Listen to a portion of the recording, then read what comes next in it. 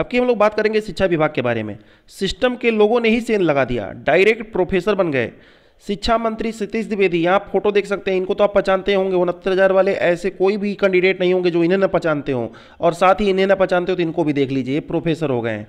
सतीश द्विवेदी के भाई प्रोफेसर बन गए, औरों को मौका नहीं मिल पाया। अभी सब कुछ आप डिटेल में देखेंगे। यही है डायरेक्ट प्रोफेसर, नो परीक्षा नो हल्ला, ना ही कोई परीक्षा हुई ना ही कोई हल्ला होने पाया। लेकिन कब तक हल्ला नहीं होगा, देखिए कैसे फ्रॉड हुआ था, किस तरह ये भर्ती हुए थे, अब उनको क्यों इस्तीफा देना पड़ा, क्यों मजबूरी आ गई इस्तीफा देने की, सब कुछ वीडियो में डिटेल जानते हैं। तो डायरेक्ट बात करते हैं। ये प्रोफेसर के पद पे 2 पोस्ट निकला हुआ था, ठीक है, सिद्धार्थ यूनिवर्सिटी में। फिर क्या हुआ, सतीश भाई के द्विवेदी, जिनका नाम डॉक्टर रणु द्विवेदी है, इन्होंने ईडब्ल्यूएस का प्रमाण पत्र बनवा लिया। प्रमाण पत्र जिस दिन उन्होंने आवेदन किया था उसी दिन ही उनका प्रमाण पत्र जारी कर दिया गया था। मतलब आनंद फानंद में ऐसा लग रहा था कि इमरजेंसी में वेंटिलेटर पे भर्ती करना है, सांस फूल रही है, कोविड का समय आ गया है, इस तरह महसूस हो रहा था। जल्दी जल्दी आनंद फानंद में प्रमाण पत्र जारी किया गया और इन्हें फटाक से भर्ती कर दिया गया। 20 मई को कार्यकाल बढ़ाया गया था। जो कुलपति प्रोफेसर थे सुरेंद्र दुबे का कार्यकाल 20 मई को समाप्त हो रहा था, कार्यकाल बढ़ाया गया और 21 तारीख को ठीक अगले दिन घोषित कर दिया गया परिणाम कि प्रोफेसर बन गए।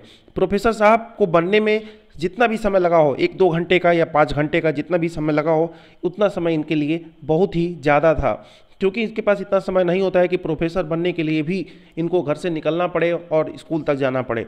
फिलहाल कब तक रुकेगा और कब तक छिपेगा, सोशल मीडिया पर कोई चीज़ें छुपती नहीं है, तुरंत आग की तरह हर जगह फैल जाती है। चाहे वो विदेश का हो, चाहे अपने देश का हो, या गांव के किसी कोने की कोई बात हो, सोशल मीडिया पर बहुत तेज़ आगे बढ़ता रहता है। जैसे ही सोशल मीडिया पर बातें आई कि इनका ईडब्ल्यूएस का प्रमाण पत्र बना है, पहली बात, ईडब्ल्यूएस का प्रमाण पत्र बनने के लिए कुछ क्राइटेरिया होती हैं, जो उसके अंतर्गत आप आते हैं तभी आपका प्रमाण पत्र बनाया जाता है, नहीं तो नहीं बनना चाहिए। वैसे शिक्षा मंत्री के भाई हैं, इनके लिए ईडब्ल्यूएस प्रमाण पत्र जरूर बनना चाहिए था, इसीलिए तो बनाया गया इनका आनंद फानंद में। मात्र 2 सीटें थीं वहाँ पर, एक सीट ओबीसी की थी और दूसरी सीट इनके पास थी ईडब्ल्यूएस की। तो ईडब्ल्यूएस का सर्टिफिकेट नहीं बनेगा, इनके भाई साहब भर्ती कैसे होंगे प्रोफेसर के पोस्ट पर। बस यही हुआ और काम सारा गड़बड़ा गया। धीरे धीरे मामला खुलता चला गया और धीरे विरोधी पार्टी जैसे ही उनको पता चला उन्होंने केस कर दिया और मामला पहुंचा यूनिवर्सिटी के कुलपति के पास, फिर राज्यपाल के पास, मुख्यमंत्री, प्रधानमंत्री, सबको सूचना दे दी गई कि इस तरह का काम हुआ है। आनंद फानंद में इनको इस्तीफा देना पड़ा और इन्होंने एक लाइन क्या कह दी कि भाई के सम्मान से बड़ा नहीं है कोई पोस्ट, भाई के सम्मान में हम पोस्ट छोड़ रहे हैं। लोग कहेंगे कि भाई ने मुझे नौकरी दिलाई है, इस तरह मुझे यह नौकरी नहीं चाहिए।